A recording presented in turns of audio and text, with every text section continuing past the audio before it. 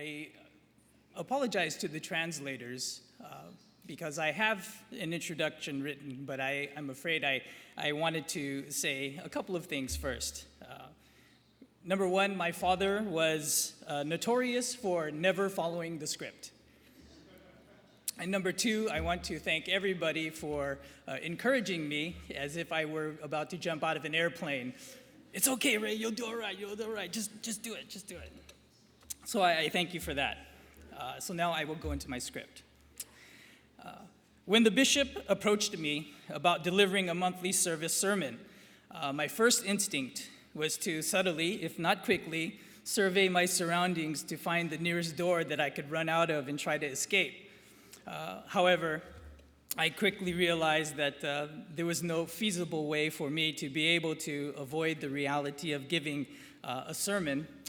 So I quickly and readily accepted his offer. Well, readily might not be the most accurate word, but I accepted the responsibility of providing this sermon.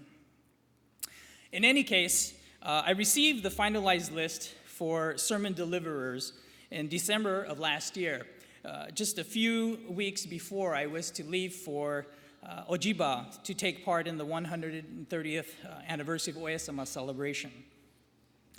I was really excited to have been blessed with the opportunity to return to Ojiba and take part in such a momentous occasion. For those of you that were also blessed to have been able to return to Ojiba for the anniversary, I'm sure that you would agree that it was mind-numbingly cold. It was extremely cold during that time. It was almost unbearable at times. But though we had to endure the record-breaking cold temperatures, we were nonetheless able to spiritedly offer our prayers to God the Parent and Oya-sama in a unity of mind. The bitter cold keenly reminded me of the hardships that Oya-sama had to endure when she was setting an example for all of us to follow. The incessant imprisonments that she had to undergo during equally harsh winters as we experienced in Ojiba during that time. She set an example for us to follow. She gave us an example to show us how a person of faith should conduct their lives. The many hardships that the early followers had to endure because of their ardent desire to follow the teachings of God the Parent as taught by and demonstrated by Oya-sama are things that we, in an age of technology and comfort, may simply take for granted. The early followers were taken to jail for arbitrary infractions in the hopes that the growing number of followers would be curtailed or stopped altogether. The residents and all people associated with Oya-sama were subject to searches and seizures at all times of the day as well as night with callous impunity. I thought of our forebears, and I thought how truly blessed I am to be able to live in a place where I can believe openly and freely as I desire. I thought how fortunate I am. But upon further reflection, I started to think to myself how misguided my mindset was. For the reality of this present moment isn't a matter of good luck or fortune. It is instead a clear manifestation of each of our individual causalities that is the source of our individual realities. In other words, all of the reasons why our lives are what they are is a direct reflection of our causalities. Now, before I proceed any further into talking about my thoughts about causality, I think it might be a good idea for me to take a couple of moments to explain what I'm sure that most of you are already well aware of, and that is the difference between the causalities that I will call causality spelled with a capital C, and differentiate that from the causality that I will say is spelled with a lowercase c. That is, the causalities that relate to our individual daily lives. The first capital C refers to the three great causalities.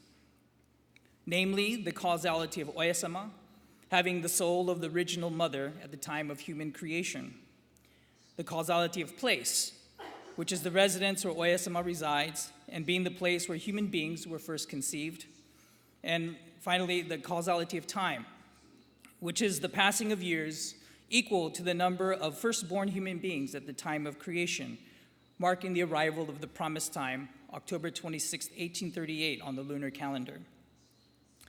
These causalities, taken together, of course, mark the beginning of this path.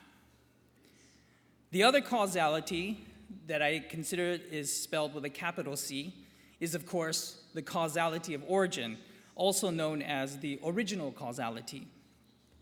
This is the causality that is the foundations of which all of the Tenrikyo teachings are based, namely that the world and humankind were created by God the Parent with the intent to see all of creation live in the joyous life world. These are the causalities that are the bedrock of our faith, and they are unchangeable and immutable. In the Ofudesaki, we are taught the following verses. The reason Tsukihi began human beings was the desire to see you lead a joyous life. Part 14, verse 25. People come to me from whatever places. It is because they are all of the original causality. Part 4, verse 54. And there at the Jiba, I began all the human beings of this world. Part 17, verse 7. Through these verses, we can understand God the Parent's intention and the original causality of why we were created. In terms of our daily lives, the manner in which we use our minds directly affect how we perceive the world around us. Or to put it differently, the manner in which we use our minds helps to shape the reality of the world that we see around us. Empirically, we know that the human brain has an average of 100 billion cells, all connected and functioning in an incredibly intricate fashion. But if we consider for a moment all the things we see on a given day, from the time we wake up to the time we go to bed, the only thing that helps make sense of everything is when it is filtered through our minds, that we have the free use of due to God the Parent's blessings. It is that filter that gives meaning to the world around us. The third Shimbashira gave these following words, quote, "What we are instructed to do is to be sure that we fully accept, with true satisfaction, all the sights and sounds of the world around us, giving serious thought to how we can attain and maintain a joyous state of mind from day to day, and actually making an effort to try it out are the concrete steps we can take to live out this teaching in our life and follow the divine model demonstrated by Oya-sama." This is from the book Oya-sama's Model Path for One and All. We are taught that all things we see and all things we hear are reflections of our causality. Before I proceed further, I wanted to take a moment to point out the idea of coincidence as it relates to our causalities, our individual causalities, and kind of separate them. If not separate them, at least minimize the connection between what we consider to be coincidence and what is our causalities.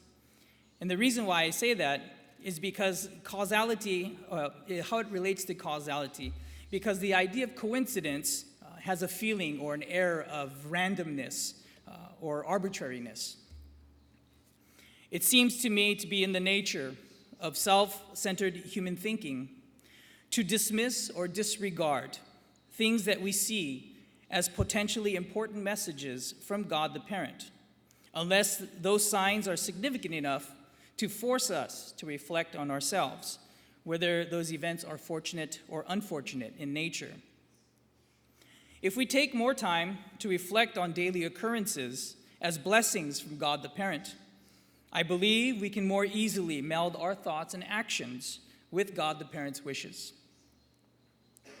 In those moments, when we reflect on our individual uses of the mind and seek out meaning and make sense of what God the Parent wishes for us and to be satisfied, we can understand more deeply about our own individual causalities.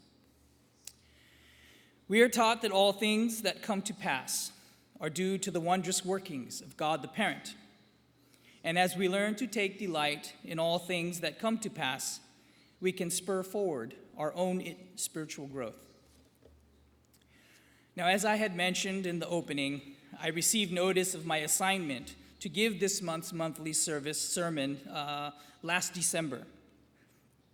I was truly at a loss as to what I might talk about, as I don't really consider myself to have any particular in-depth knowledge or insight about the teachings of Tenrikyo in any particularly meaningful way.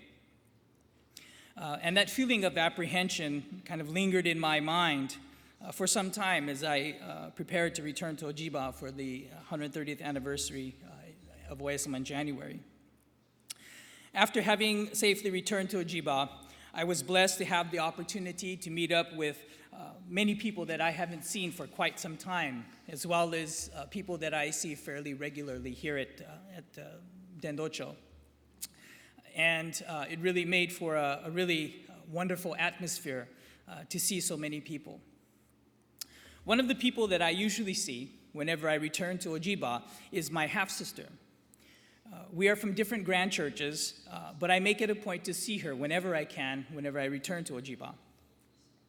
On this particular occasion of the 130th anniversary, we're blessed to have several other of our family members who are also going to be in Ojiba. And so we planned a sort of family luncheon at my followers' dormitory, kind of a semi-family reunion. It was at this luncheon that she started to tell me about how she and her husband, who had been living in their grand church for many long years, decided to move out and to live in their own church full-time. They were in the process of sorting through some of their belongings when she stumbled upon a small stack of note papers written in English. She wondered what those papers could possibly be when she suddenly recalled a time when our father had visited their home a little over 20 years ago. In fact, his visit to her home took place a couple of months before he suddenly passed away in a car accident. He had been working on a script for a sermon he was to deliver in English here at Dendocho. It is hard to describe the thoughts and feelings that I felt at the time as I looked at his handwriting, which was surprisingly neat, and read the words that expressed his thoughts about Tenrikyo in English. Now, my father's English was fairly understandable, meaning one could basically understand what he was trying to say in English. I wouldn't go so far as to say his English was broken, but it certainly had a lot of big cracks in it. But in any case, I read through what he had so far written and noticed that he was explaining his approach to inviting people to Ojiba and explaining about the teachings of Tenrikyo to a non-Japanese speaking, non-Japanese culture person. It was as if I could actually hear him speaking the words, even though it was over 20 years since his passing.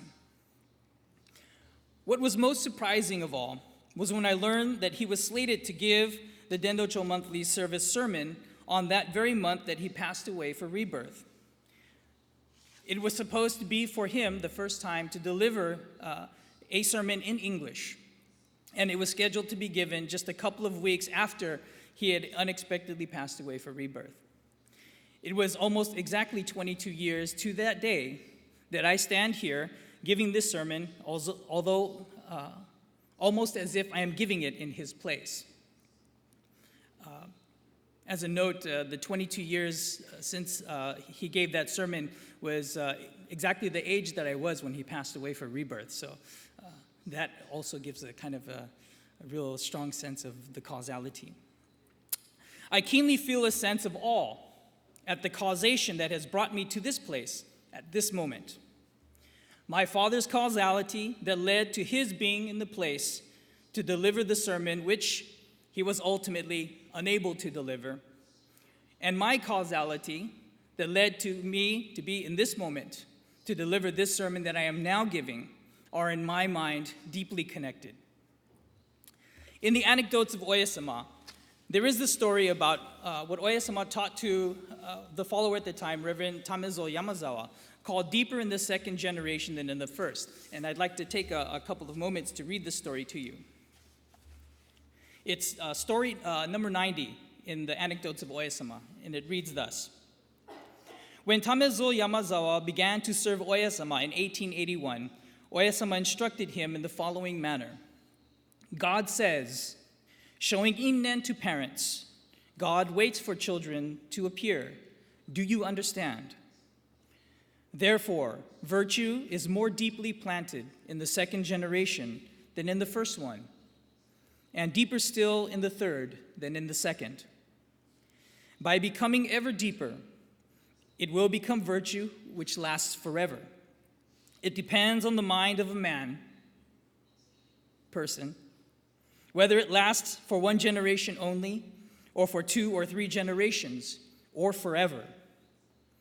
By the continuation of this virtue, even a bad innen becomes a good one. We are taught that our lives are a result of causes accumulated and piled up, and it is up to us to reflect on the reality of our lives, and through deep reflection and joyous acceptance, we can turn bad causation into good. I am a third-generation Tenrikyo follower after my paternal grandmother was drawn to the path due to some family troubles.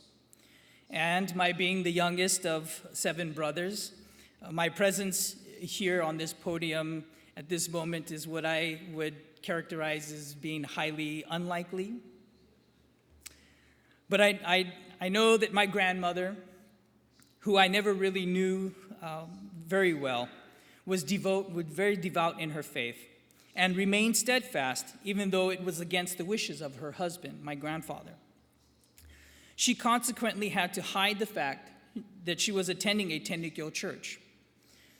But through the great efforts of the head minister of the church that my grandmother attended at that time, the bad causation slowly began to change within my family, so much so that even my grandfather, who was strongly against her faith, began to follow the path.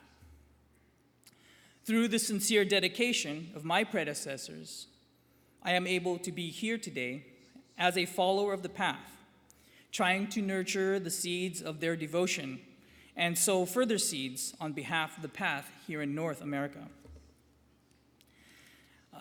Just last month, here at Dennocho, we held our annual Yoboku gathering. And during the discussion portions of the program, I was asked by someone how it was that I came to be the succeeding head minister of my church. It was a question I had asked myself on many occasions and still do from time to time, actually. But I believe that there was a part of me that understood that it was my causation. It was part of my causality to dedicate my life to contribute to the growth of this path of universal salvation here in North America, albeit in my own minuscule, insufficient way. But I do view my causality as an extension of my parents' causality. My father was born here in America after his father came to America to work. My father had to return to Japan as a child when his father, my grandfather, passed away suddenly for rebirth when he was run over by a drunk driver. My father, many years later, returned to America as a missionary and an instrument of God the Parent to spread the teachings here in America. My mother later joined him here in America, and together they set the foundations for our church. It was 19 years since the founding of our church that when he passed away in his accident. Through their sincere efforts and the protection of God the Parent and Oya-sama, several of my family members, including myself, have been able to safely walk away from very serious car accidents with very minor or no injuries at all. The causality of those car accidents, I believe, is slowly changing for the positive because of my parents' dedication. Now, I've been blessed to be raised around a great many pioneer reverends that helped to shape and inspire my faith. On a personal note, I feel it's an exciting time for the North American mission as we see an increasing number of native-born, English-speaking head ministers whose roles are emerging in an ever-changing global society. But in any case, on the topic of causality, I would like to take a moment to recognize and thank one of the giants who I consider to be one of the giants of the North American mission, and that's Reverend Keigo Morishita, who passed away for rebirth in October. Long before he became a foundational part of the North American mission, he was an owner of a bar in a sort of seedy waterfront part of Kobe City in Japan. My father, who is mixed up with some, I will say, unsavory mafia-type people, used to frequent that bar and that's how they first met. Little did they know that their paths would once again cross after many years of not seeing each other and thousands of miles right here at Dendocho as missionaries. It's been said that when they saw each other, they asked in amazement, "What are you doing here?" "I'm Tenrikyo." "Yeah, me too." It's pretty amazing how God's workings are truly wondrous, and I feel blessed to be a part of that causality as well. I'd like to close my remarks today by saying that I don't know what workings, other than it being my causality, that made my first sermon fall on this final month of the year of the 130th anniversary of Oya-sama, and in the same month that my father was to give his first English sermon. But I'd like to quote from the address that the Shimbashira gave at the Young Men's Association convention this year, and I hope that it will help inspire or continue to inspire me and us all to continue to sow seeds that lead to good causation. Quote, "Those of us who are in a position to nurture others need to nurture ourselves with a sense of responsibility befitting the followers of Oya-sama, and with the clear awareness that we are entrusted with maintaining the path and handing it down to the next generation. To nurture ourselves means to grow spiritually. Our way of following the path of spiritual growth should be to make daily efforts to bring ourselves more and more into accord with the attention of God the Parent." Thank you very much for your kind attention.